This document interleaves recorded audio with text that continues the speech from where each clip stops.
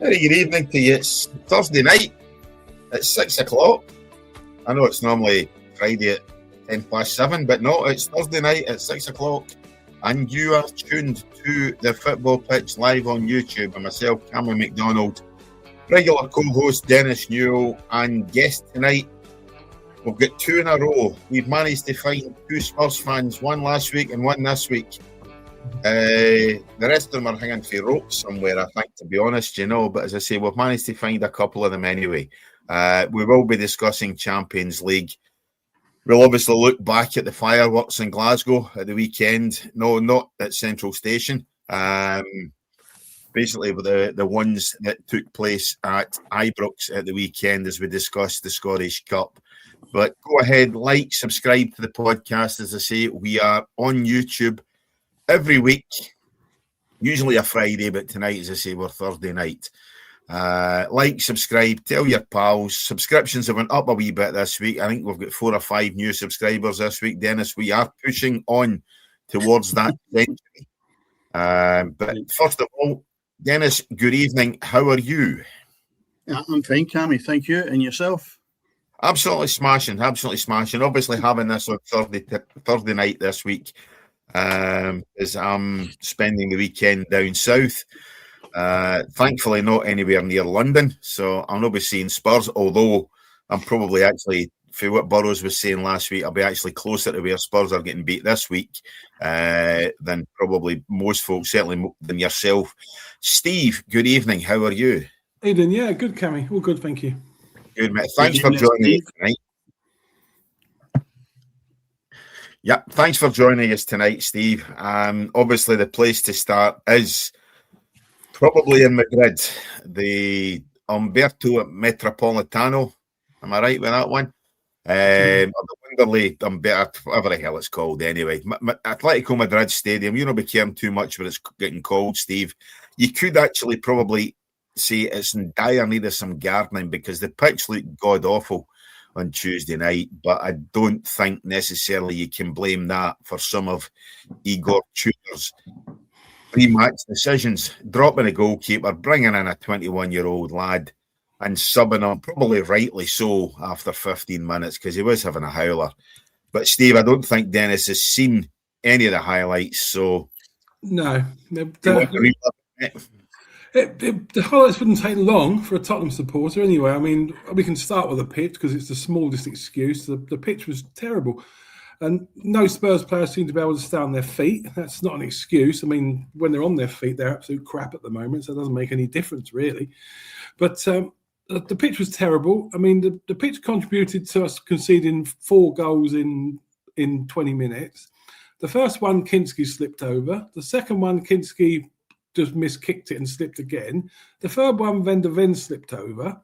The fourth goal was an absolute shocking dive from one of their players to get a free kick on the edge of the area, which they scored from. And we're 4-0 down straight away. I mean, we can't afford to give sides any starts at the moment, let alone 4-0. But that was mainly down to the pitch and a bad referee decision on the free kick. But I don't know. It shouldn't be happening. I mean, some of the Madrid players were slipping as well, but not as bad as the Tottenham players were. I mean, they had a chance to train on the pitch and practice on the pitch. They must have known what footwear to put on before they went out there. It's not really an excuse, is it? It's just terrible. But we were shocking. But the biggest shock of all was, I sat down to watch it, and the team came up.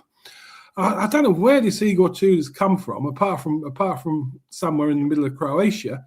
But this guy is absolutely clueless. I mean, we keep sacking managers that are decent managers just because they can't get the job done. Where we found this guy from? I mean, it seems a funny thing to say, but if it weren't for the fact it's absolutely ludicrous, I would say someone's paid this guy to come and absolutely jeopardise the club and get them relegated. Because honestly, what's going on is absolutely disgraceful. Is the team he picked on Tuesday night? I mean, Kinski's done well a few times I've seen him, but why throw him in an important Champions League game? His first Champions League game. There's nothing wrong with Vicario. The back four picks themselves. You've got Porro left, Jed Spence right, and Romero and Van der Ven in the centre. That should have been a back four, but he went with a back five. He put Dan. I've not got a problem with Dan. I think he's a decent old throwback, old type centre half. Heads everything, clears everything, doesn't make any mistakes. He's fine. But then he picked a really weird midfield. I can't quite work it out. He didn't pick Conor Gallagher. He didn't pick Javi Simons. He left both of them on the bench, which was really strange. And then could he pick Gallagher? Obviously, is Gallagher not featured for Madrid in the Champions League already this season? So is it possible? He was on the bench, so I assume he was available to play. Yeah, he came on just after half time, didn't he? Yeah. And up front, I mean, we've got some terrible strikers. The only half decent one we got is Solanke.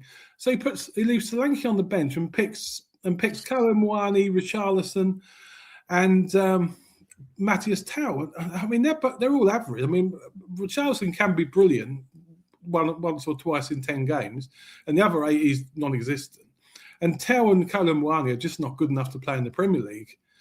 But the one half decent striker we got, he leaves him on the bench. So the whole midfield and attack was a shocking decision. It's an absolutely shocking decision. And by half time, he'd practically brought the team that should have started onto the pitch when it was all too late. But I don't know. It just beggars belief. The guy looks absolutely clueless. I mean, obviously the players hate him. It's fairly obvious the players hate him because when they get substitutes, they just walk off and ignore him, and he ignores them. So there's no respect at all between him and the players. In fact, at one point they said that when he substituted Jed Spence in the second half, Jed Spence walked right past him, and then obviously to be sarcastic, he walked back, tapped the manager on the shoulder, and shook his hand. So. Honestly, it's just totally gone to pieces. The guy is absolutely clueless. Tactically, we look terrible. We didn't need to bring him in to look terrible. We looked terrible most of the season under who I think is a decent manager, Thomas Frank. We looked terrible under him, so we didn't need to make it work by bringing in some kind of ringer from Croatia to make sure we get relegated. But we'll definitely have the best pitch in the Championship. That's for sure. Best. Yeah. When you go down, your question why he's there, right? I mentioned this last week as well when I was having a go at it, and he said 12 clubs since 2013. Back to a couple of them twice. Maybe that'll happen with Tottenham, but 12 clubs since 2013. What does that tell you? Yeah, he's always a temporary stopgap manager, isn't he? Right. So, I mean, to save the day, but he's not saving the day. Tottenham is making it worse. So you look at stats, right? And this is where they all come from. It doesn't matter sometimes if players or managers are any good, you look at stats. Now, for someone that didn't see the game, I've dug up the stats. To be honest, Atletico weren't a million miles in front of you, yet they've managed to win 5-2. Now, when we went 4-0 down, we actually were probably slightly the better side. We had quite a few chances. The goalkeeper saves 3. Right, then we'll go into the in-depth. Shots, 11 each. Shots in target, 7 for Atletico, 5 for you. No massive. Shots off target, 5 in you, 2 for them. I'm just looking through there, and relevant things are almost the same. No, it's quite a close game. When you look at it, there's very little difference in work rate. Distribution, 492. Total passes, 356. We Tottenham. Now, there is a gap there, but it's not massive. It's not 3 goals, no. That was the problem. We gave them a 4-goal head start before we even started the game. Yeah. But generally, you wouldn't think that there was that amount of goals in it. That's the thing I'm trying to say. When you look at stats nowadays, it can change the picture that you have of that game. If I don't hear it, the goalkeeper coming off in 70, I heard snippets, right? I just never get a chance to sit down and watch it all. But the thing is, when you hear snippets like that, you go, horrendous. If you don't hear it and you just tune in and you look at stats, what I'm doing is the manager really doing a bad job? Yeah. Nobody going to that because you're not a million miles away from Atletico. So this is the way it seems to work now, Steve. It's what you present in that CV somewhere along the line that people that are not knowledgeable enough in football go ahead and sign these people up. And it's sad because the game is battered by bad decisions nowadays. Battered. Yeah. But as I said, Spurs, for what I saw, and again, I'm going by the 7-8 minutes of YouTube highlights that I watched. Steve, apologies, YouTube lowlights. The keeper had a howler. There's no getting away from that. He's slipped for the first one, as Steve says. For the third one, he squared the ball across his 6-yard box, straight to the Madrid. Just miskicked it totally. Alcatraz, or whatever his name is, Alcaraz. And he's basically, for 6 yards out, had to tap the ball in. So it's right what Steve's saying. Spurs are the masters of their own downfall, and they are the ineptitude that they showed the other night. But by the way, I happen to think you've possibly got one of the best centre half pairings in the. I do, yeah. With Romero, obviously Mickey van de Ven. I think you do. When they're not being sent off, they're great. Yeah, they're fine. Mm-hmm. That's the problem with Romero. I think he's a bomb square, to be honest. Well, Van de Ven was sent off in the last league game, Dennis, and he was lucky not to go last night for a high tackle. Yeah. Or Tuesday night, sorry. But again, I mean, on the sending off at the weekend, he was kind of left isolated. That the guy get in behind him, and let's be fair, it was soft at best, But I like Van de Ven. I definitely do. Player. Last week he's on my fantasy team. I'm not remembering to take him out this week because he's going to be suspended. As I say, I do like him.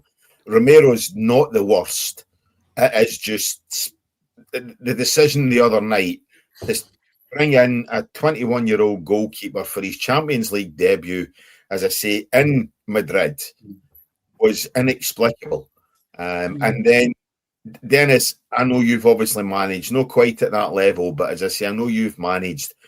I think on 15, 16 minutes, when you pull a keeper off who's had a howler, who's inconsolable because he knows he's fucked up big style, and you sub that goalkeeper, you at least acknowledge that guy on the sidelines. You don't throw him a diffie, and that's what Tudor did as well.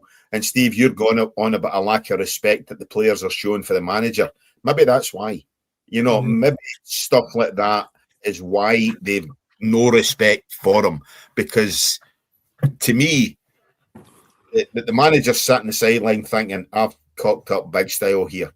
The least you can do is console the goalkeeper when he gets off. Yeah, definitely. Yeah, and that's what he should have done. I mean, he just let the guy walk off down the tunnel practically in tears.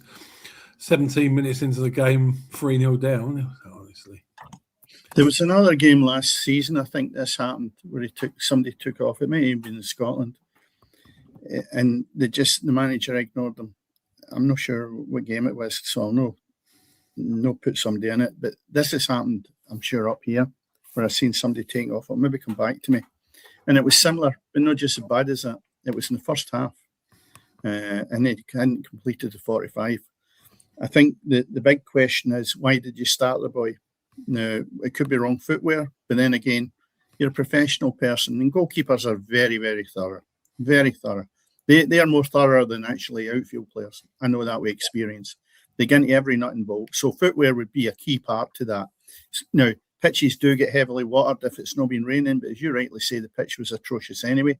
So if it's down to him, then he can take the blame of that. But I have a question as to why you would start someone with that inexperience and then totally blank him that I haven't seen, but I can imagine what you're saying, and basically just throw him under the bus looking for him as the excuse as to why your team is not actually playing. And it would also maybe make me understand why the guy has had 12 clubs since 2013, because you will never have any longevity if you treat players like that. You have found that boy might be well liked in the dressing room, and the rest of the players are going, who does this guy think he is? Yeah. And it just goes right through the whole team. And before you know where you are, you're up against it. You've lost the dressing room. And that's why I can see he's brought nothing to the party, right? It could look almost a bit like bullying, with taking somebody off as early as that. And the players nowadays don't put up with it. They just throw a towel in. No, why will I battle for him? Yeah, as I say, Romero's been looking for the substitution. I think there's an instance where Romero's looked at the sideline and basically he's saying, look, you need to get this guy off. Now, Romero's obviously your captain. And I think that's what he's done. He's on the pitch, he's there representing the manager on the park, whatever you want to say about a captain. I think he's the one that's turned around and says, listen, get this guy off because he's shot. And I mean, he basically was. He was definitely shot. The confidence has gone to hell, and he just did not look. He didn't look. But again, Cammy, you can't defend the fact. You can't defend the fact that he's actually started the game. If you are actually working closely with your captain, and you're thinking for a minute that you're going to bring in that rookie goalkeeper, you would speak with your captain and think, how do you find that? You think that'll work for us? You communicate. You don't just go blasé and say, there's the 11 on you go, and then the captain's actually trying to rectify it for you. Maybe he does. Maybe that's a shambles. Respect's coming for. Well, it smells of a bad appointment. That's it. I think it's probably the worst appointment that Tottenham's ever had. It's lousy. I mean, I don't think I'm with Steve, and I disagree with Burrows for last week. I don't think Thomas Frank was a bad appointment. I think just the club's rotten for the core. Yep. I don't necessarily think Big Ange was a wrong appointment. He won your European trophy. Again, I think the club's rotten for the core. You've tried to clean it out in terms, obviously, Levy says he's had enough and he's leaving. You've still got the Lewis guys you've still got Joe Louis behind the scene, or Joe Lewis or whatever, turn me behind the scenes. So you've still got that going on. But I think the club needs a complete change of direction. Yeah. Change. I don't know what you do. It's a complete overhaul, top to bottom. You maybe get a chance to do that, Steve, in the Championship, because, as I say, the one thing you're in total agreement with Burrows is you're going down, and you'll be a Championship club next season financially. I don't know. How many of these players are going to want to stay? I don't know. I don't know how many are under contract, how many left. Apparently, it's written into their contract that if they get relegated, they have to take a 50% cut in salary. So they're going from 200 grand a week to 100 grand a week. Yeah. Well, I still believe that they're not going to get relegated. I'm the only one. Oh, they are, Dennis. They are. Yeah. Believe me, if you watch them week in, week out, there's not a single ever since November really. There's not a single team we've played in that league that haven't been better than us. And when you look at teams like even Wolves, Burnley, West Ham, Nottingham Forest, you watch their games and they're scrapping for the point. Yeah. You watch Tottenham, we're scrapping for absolutely nothing. We die. We look as if we don't care. And we're just not. I can't see where another win's coming from. We'll probably win at Anfield at the weekend, but. Steve, you know how you get that win. You bump them, and the players get a lift right away because the players are not responding to him. Right now, some of them can play, some of them are not good enough. But generally, if they play at the top of their game, they're better than third bottom. Right. So therefore, if you get rid of them, and you get somebody that's well respected in. Even if it's in the coaching side, it's nothing connected to that. You're looking at Sam Allardyce. You're looking at that kind of manager having to come in, rejuvenate Spurs, and lift that dressing room. You're maybe right with that one, Dennis. But you'll get points on the board if you bump them.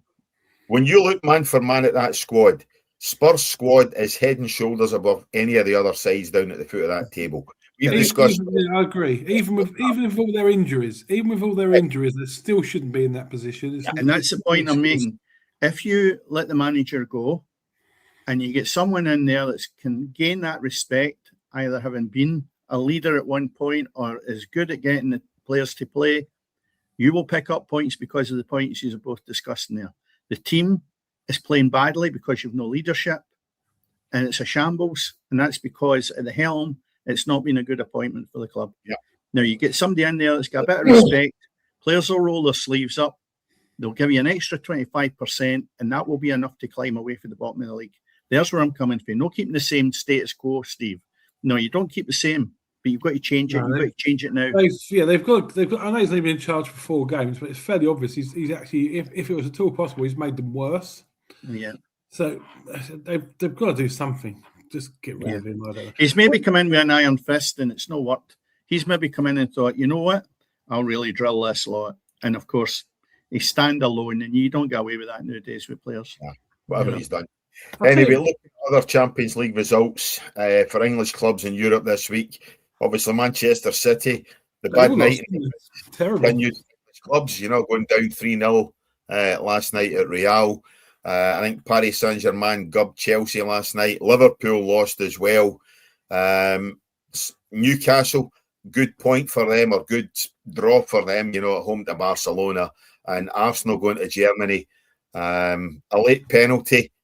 Kai Havertz scoring against his former side. I know how much you like Havertz, Dennis, and getting an equaliser. So no English clubs winning in the Champions League this week. I don't think we can see that very often, Dennis. So not necessarily a very good week for English clubs, guys. I'll tell you something. I've seen the best game I've seen in probably about 3 years, or the best team. And if you get the chance, have a look at it. Real Madrid against Man City. Wow. That first half was something. Valverde, he scored 3 goals in the first half. Have a look at it. I've seen them. Sublime. And and I thought to myself, oh, there is football out there. Yep. And I thought, my word, that first half is as much entertained as I've been in years watching football.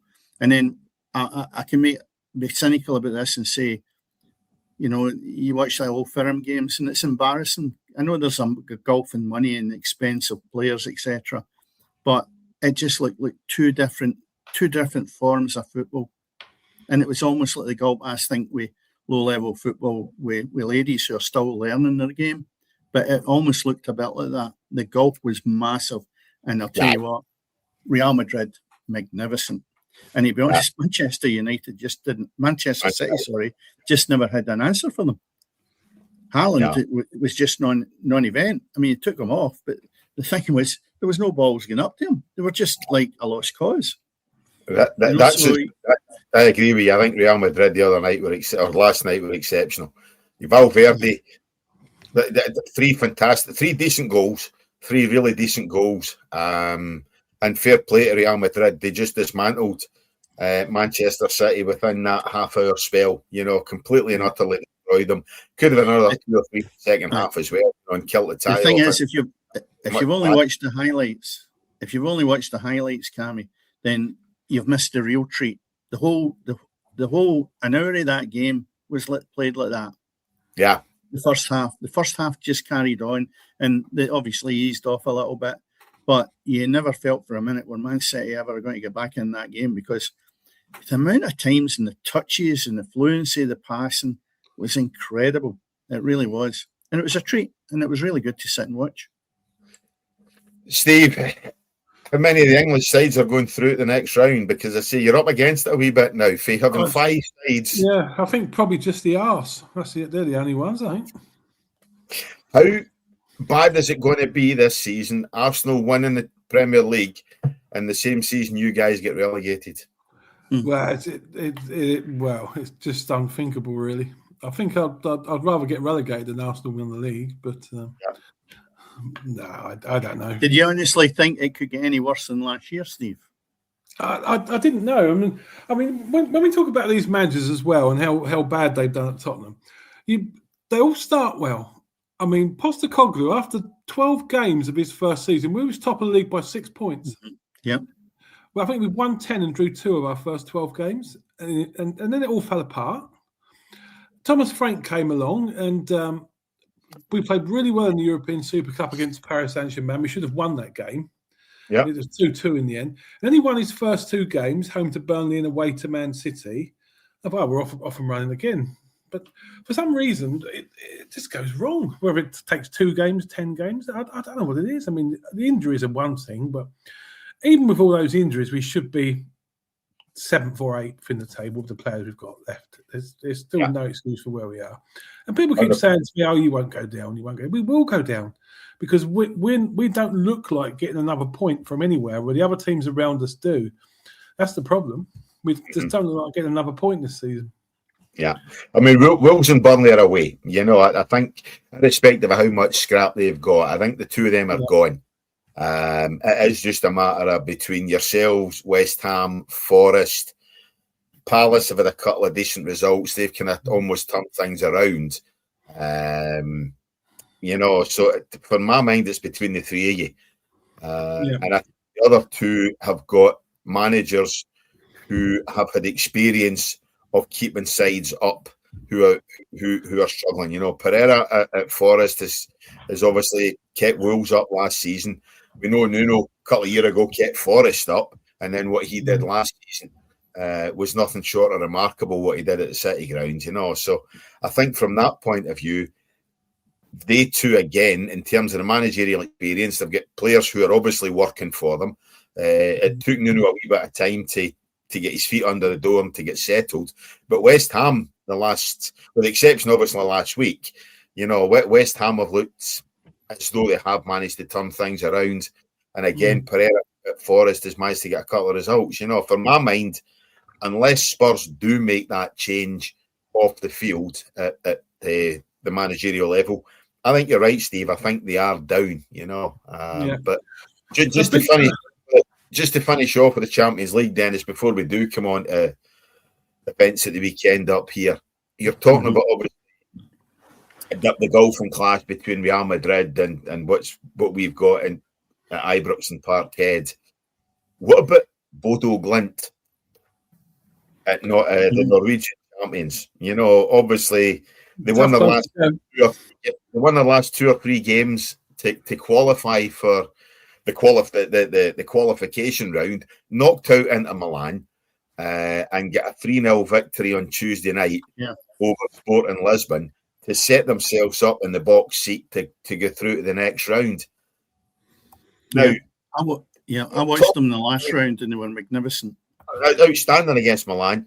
But talk about how shit things are in Scotland, and say, well, what can we compare? There's no money up here and whatever else. And you're not telling me that there's more money in Bodo or Glimt or whatever the hell they play in the Norwegian League than what we have in the SPL, that we cannot at least manage to come up with a side who can compete somewhere in some kind of European competition. Because at the moment, Scottish football is dead on its uppers. We are absolute garbage.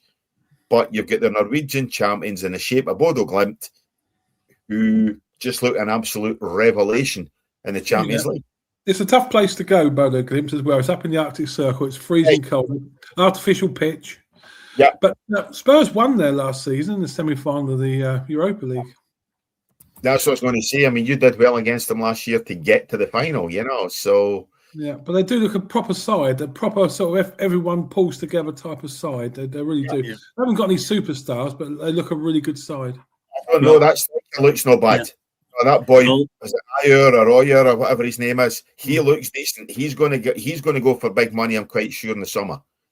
Or transfer, whatever it is. Obviously, I know the Norwegian season's slightly different from anybody else's. But he looks decent. And I think when he scores, they don't get beat. So I think they've actually spent £32.8 million on incoming players. Incoming players, £32.8 million over the last few seasons. Aye, and that's of this month, right? Their expenditure is dwarfed by the roughly €80 million they have generated from player sales over the same period. Now, when you look at that, it's almost like the same. You could actually say it's nearly a similar business model that Celtic have got. But look where Celtic are. They're a million miles away from it. Rangers are a little bit different because of the financial restraints they have had. They just seem to throw money at it to try and get a quick fix. Celtic are not looking for a quick fix. They're just looking for the survival of supporters being, taken to task to get their money off them. When I've rattled my gums big time about this, that potentially between the Champions League where they lost 40 million, right? And then you look at a player, they could have actually got another 25 million with selling a player to Nottingham Forest, and they didn't take it. So there's 65 million.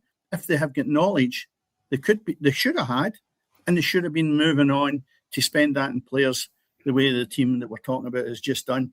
It's really poor, and I have rants about this nearly every week because of the way that the clubs are run. But the people that are being starved of this are the hard-working supporters who are giving them good money. And the bottom line is, you can see what it's ending up with, the frustrations that we've seen at the weekend. And that's truly what that is. It's frustration because the product in the park is dire, right? And what's happening is the directors are sitting there.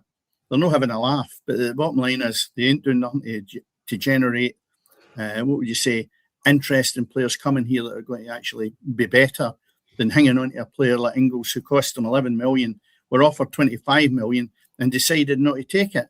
Now, the boy's injured, but has he made a big dent in Scottish football since he's came here by saying, by the way, he's a player worth keeping? Not in my eyes. I'm sorry, but that's only my opinion. I would have bitten somebody's arm off for 25 million because they will never be offered that again for him. If you can get 11 million back on Ingles, you've done well, So Yes, to get all that in some, is it just shows you that the money that's obviously generated down south, But as I say, many a time we keep saying about how Scottish football compares with down south or whatever else. Let's look at Norway, And as I say, Cammy, if you just go back to Bodo Glimt, their squad cost them in February 1.7 million euros. Yeah. So they strengthened to the tune of 2 million. Huh? Or 1.5 million, actually, But wait a minute. They're a success. There's no many of them going about. And it's a bit frustrating when you see a team that has punched above their weight really, really well. And they were outstanding in their last ties. And it's great. But that momentum is created because they've been doing well. They play better. And Rangers actually had that wee run for a spell as well, where they're playing a bit better. And what happens on the back of that is you start picking up results. And that is no different from what they've done in Europe. Yeah. But they're refreshing. It was good to see. It's another success story. Yeah, and that's the thing. And again, Steve, a success story without throwing multiple millions at it. There's no there's no 65 million on a Dominic Solanke there. 65 for Solanke, 55 for Simons, God knows how much for Polinia, and let's not play any of them. So Solanke was injured for a period, but has he not been pushing and working hard for a place in there that would make... I did think he was going to be a good asset to Tottenham when they signed him, because he's got the stature and the requirements that you need, but he never seems to have set the hell on fire. What's behind that, Steve? Is this bad management? I don't know. Solanke's never good. He came to fill the boots of Harry Kane, and no one was ever going to do that. No, that's true. So he was on a loser before he started, but I think he's decent. I don't think he's a well beater, Solanke. He's not getting in the England team or anything like that. So no. Is a loss of Kane and Son a key factor on why this has all went pear-shaped?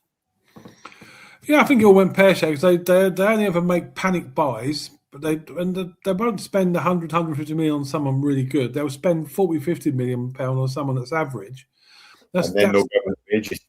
Then pay them a fortune, and then don't play them anyway. So yeah, the whole thing is just ridiculous at the moment. There, it's just terrible. I mean, what made them buy Matthias Tell or Kolo Muani? I think Muani's still on loan, but look, you had Tell on loan for 6 months as well.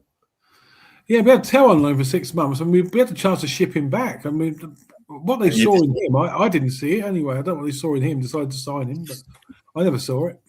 Is it not the fact that Arsenal wanted him that you thought, no, he's not? You're not getting him. Arsenal would have made a player out of him. If Arsenal wanted him, it was a poker bluff. They was bluffing to make us buy him. I don't think they wanted him. I mean, that was easy, wasn't it?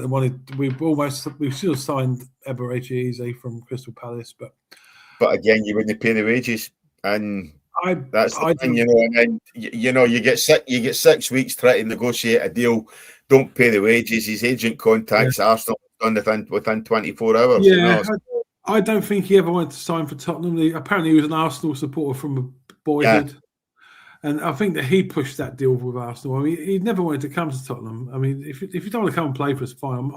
When I found that, I wasn't that bothered we didn't sign him. He didn't want to play for us anyway, so there's no point signing someone who doesn't want to play for us. And we've got a squad of 15 that don't want to play for us. We don't need any more. Yeah, that's it, exactly. Well, you could have had Havertz instead of Solanke.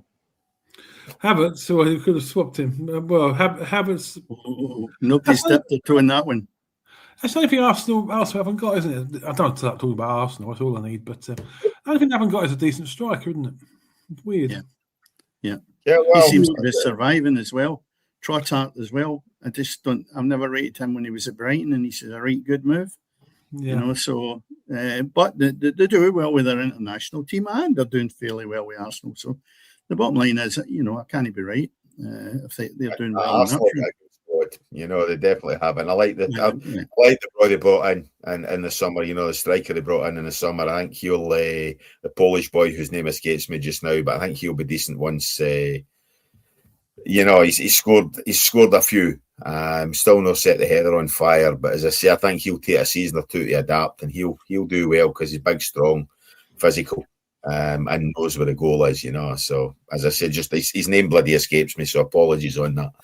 But anyway, bringing it back, let's go for the ridiculous to the sublime, or the sublime to the ridiculous. Glasgow at the weekend.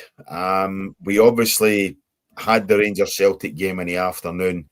I joked earlier on about the fireworks in Glasgow. Unfortunately, obviously, we had the scenes in the city centre at the weekend as well with that horrific fire.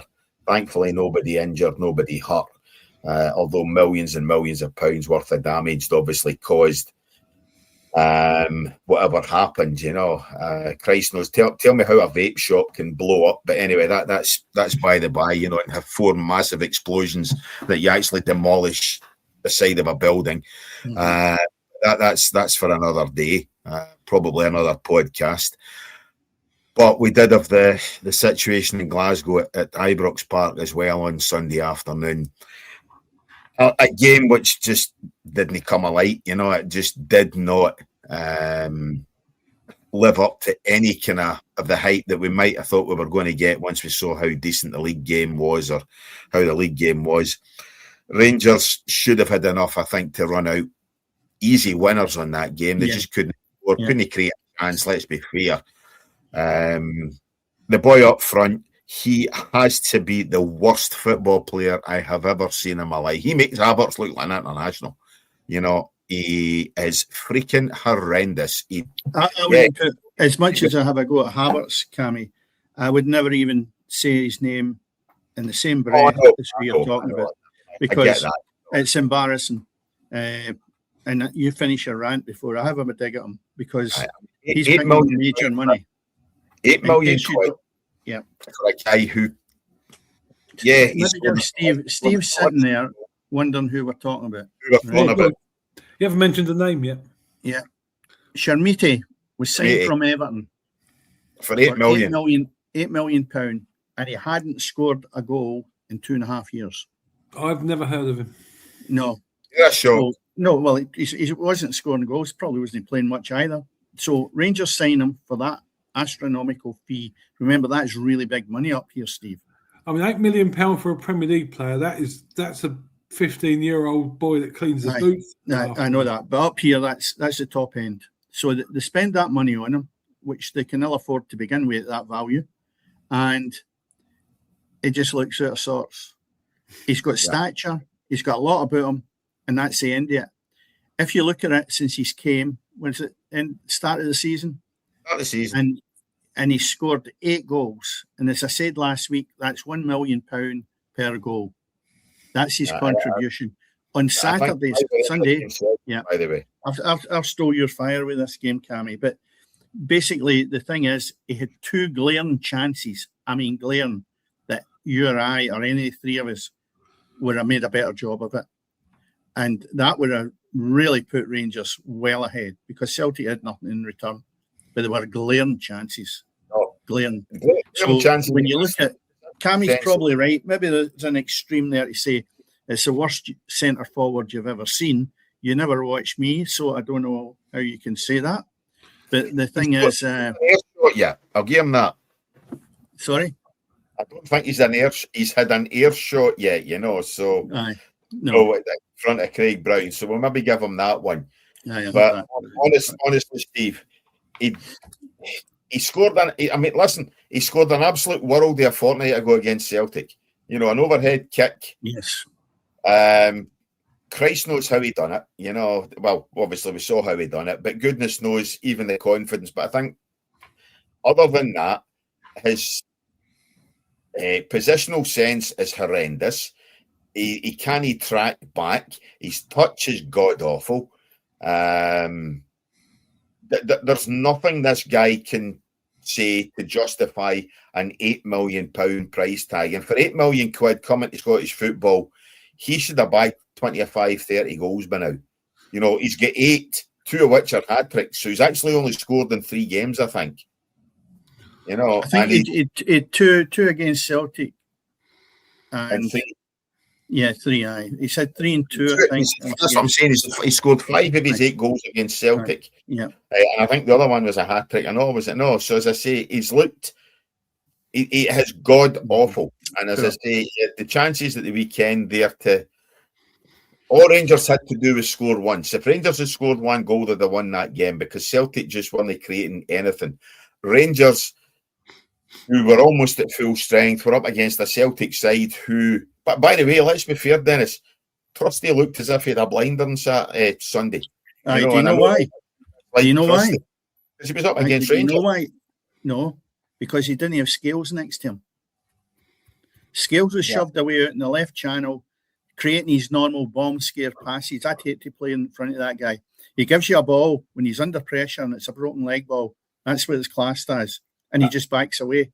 And I'm thinking, Biggie, I wouldn't play with you like that. I'd have you told, do not leave a ball short for me or make the passes as bad as you are. But he played left midfield and they get exposed up that channel big time. But Trusty, as you rightly say, didn't have to play with them.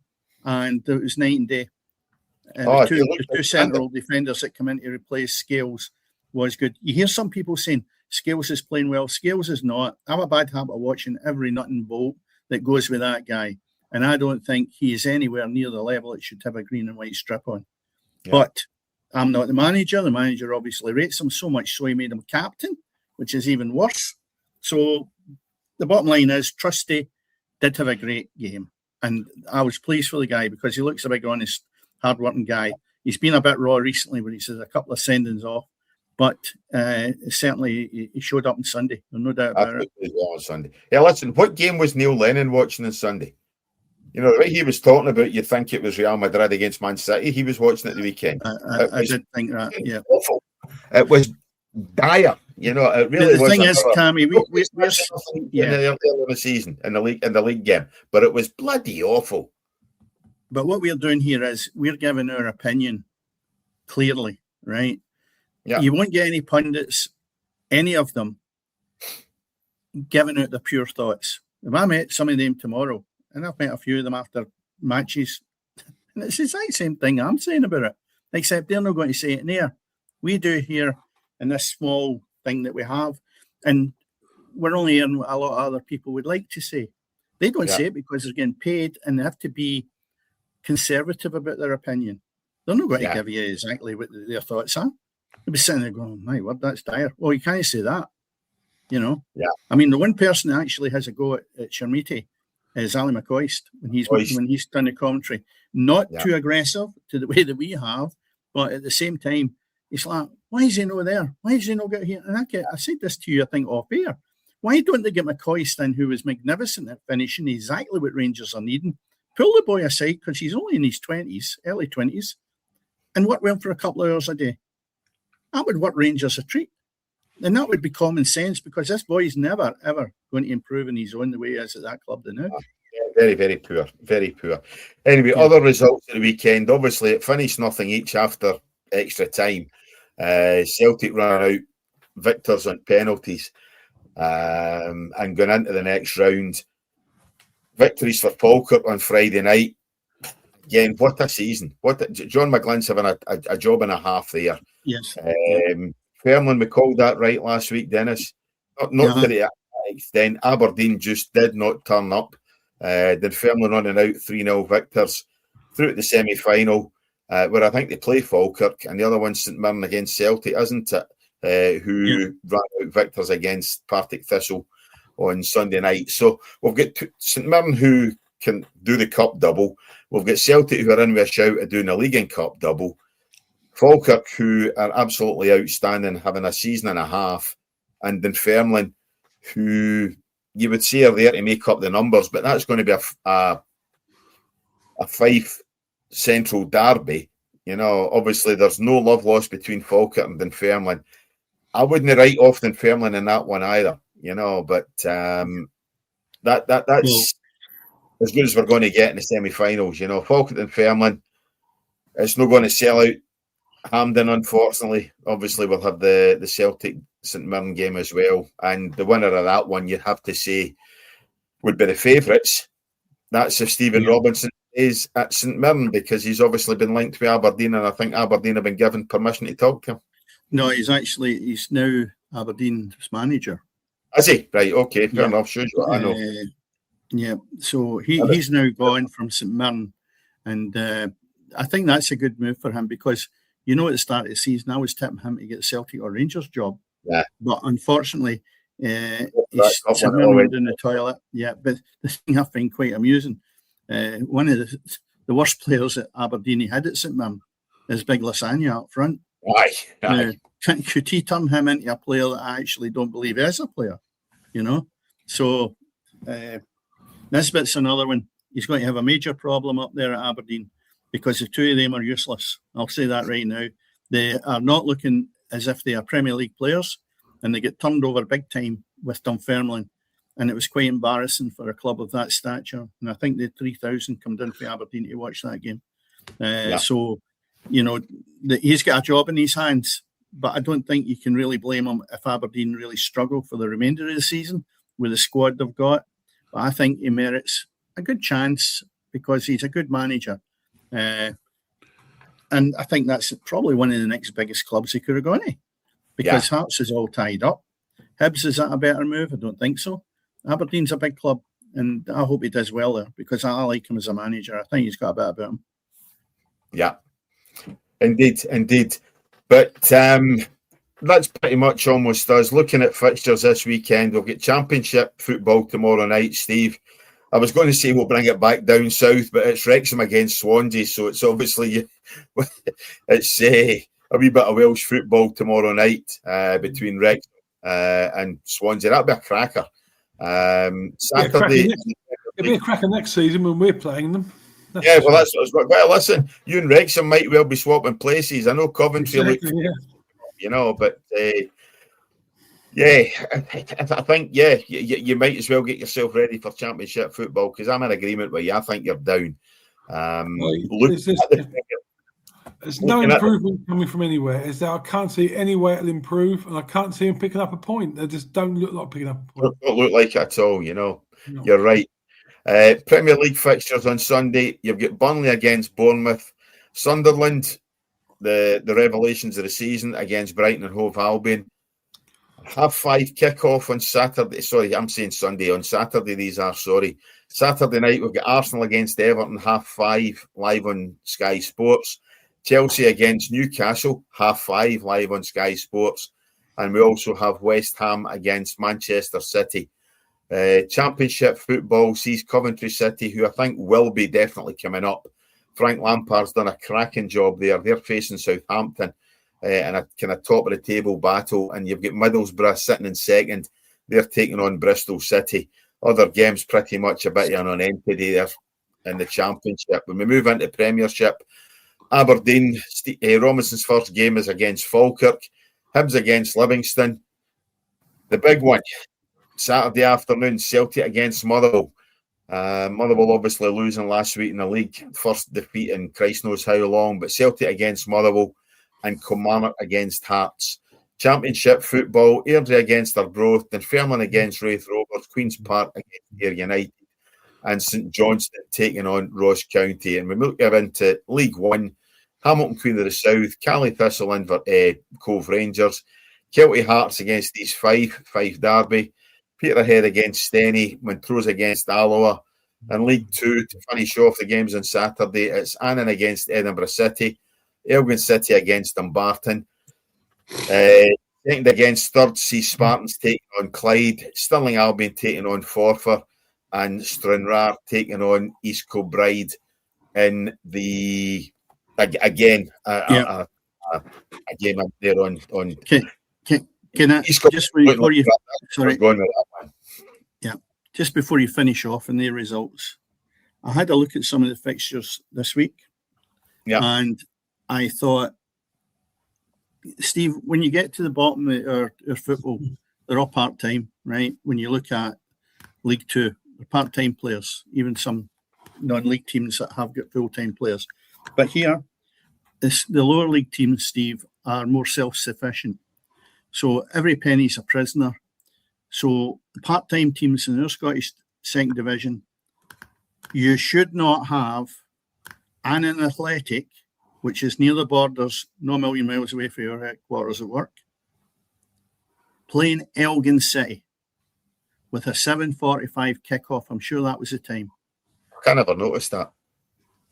What is that about? I never noticed the kick-off time there.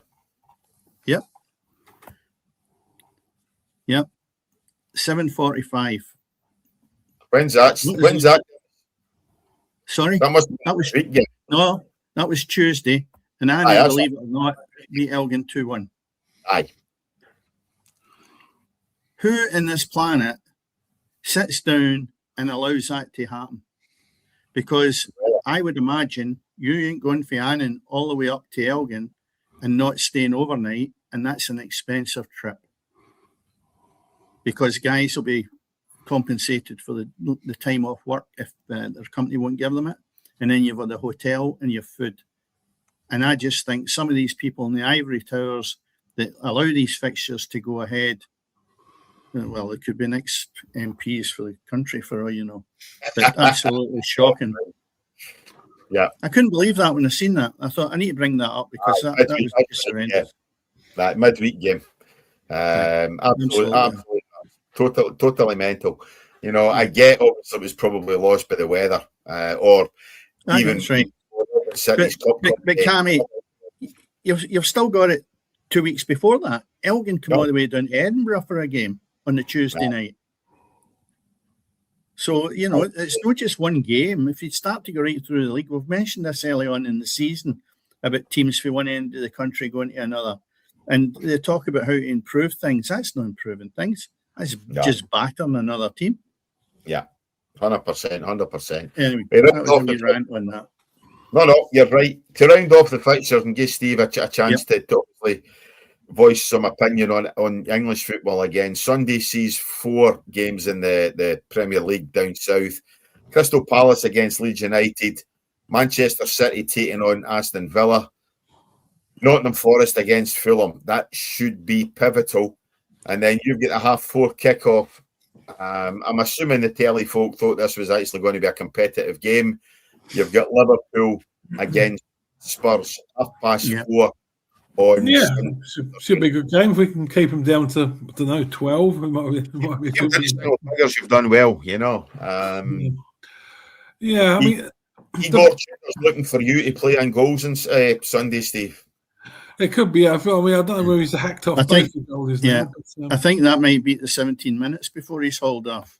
It'd take me 17 minutes to get on there, Dennis. Aye, that's true. Aye. Warm up, Steve. You're coming off. Aye. Yeah. Actually, I didn't mention earlier on, but this whole relegation battle centres around the West Ham game about 5 or 6 games ago.